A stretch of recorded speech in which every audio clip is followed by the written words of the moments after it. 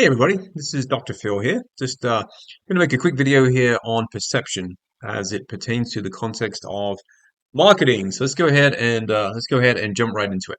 So the first thing we'll talk about is exposure. So there's really two types of exposure in marketing. So the first is what we call selective exposure. Okay, and this really speaks to kind of the nature of consumer exposure, and how selective it can be. And if you're a marketer, then that's of course going to be a major concern for you, because if you fail to gain exposure results in lost communication and sales opportunities, then obviously that's going to have an impact on the firm's revenue and on the firm's bottom line. Now we can compare this to voluntary exposure. Although consumers often avoid commercials and other marketing stimuli, sometimes they actively seek them out for various reasons, including purchase goals, entertainment, and indeed information. So attention is determined by three factors.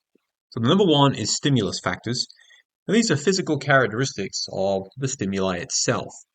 Number two is individual factors, and these are characteristics which distinguish one individual from another. Three is situational factors, and these could include stimuli in the environment other than the focal stimulus and temporary characteristics of the individual that are induced by the environment. Now, stimulus factors are physical characteristics of the stimulus itself. Stimulus characteristics such as ad size and color are under the marketer's control and can attract attention independent of individual or situational characteristics. For example, if we look on the right, this L'Oreal ad showcasing the company's face masks uses stimulus factors including the bright color yellow and the interestingness to capture attention. Now, if we think about stimulus factors in the purview of and the context of position, we can kind of think of position as the placement of an object in physical space or time. Now, in retail stores, items that are easy to find or stand out are more likely to attract attention, such as end caps and kiosks. High impact zones in print ads in the US tend to be toward the top left portion of the ad. And we see on the right an example of an end cap.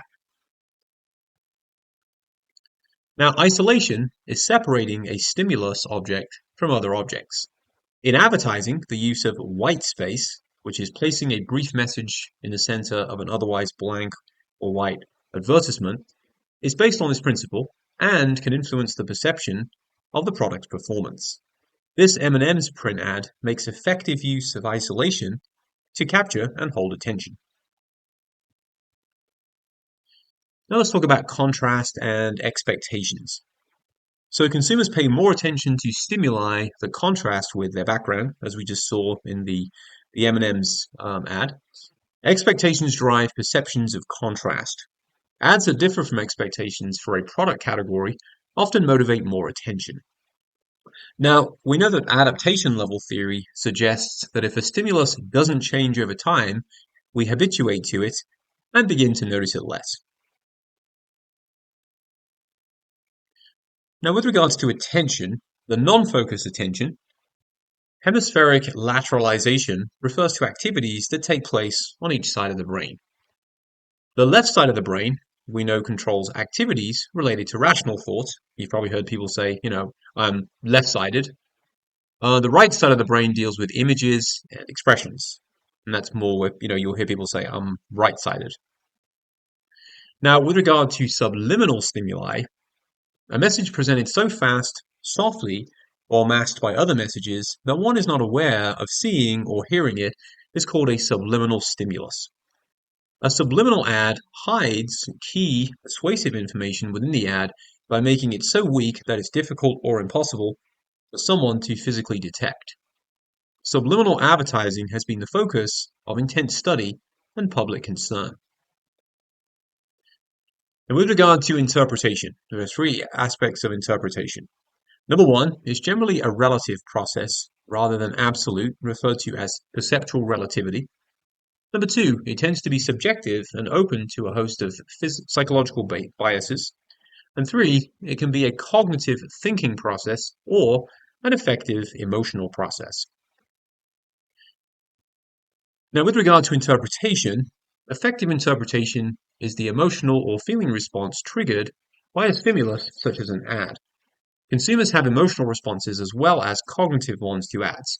For example, the nationwide insurance ad on the right is likely to trigger an emotional interpretation and a cognitive one among dog owners who may seek pet insurance for their big or small lap dogs.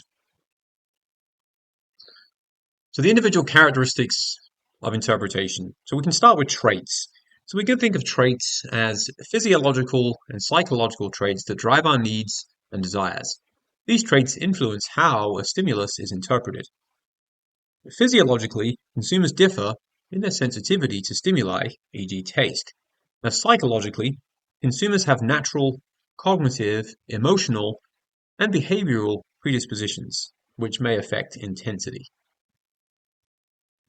With regard to learning and knowledge, in the wider purview of individual characteristics, the meanings attached to such natural things as time, space, relationships, and colors are learned and vary widely across cultures.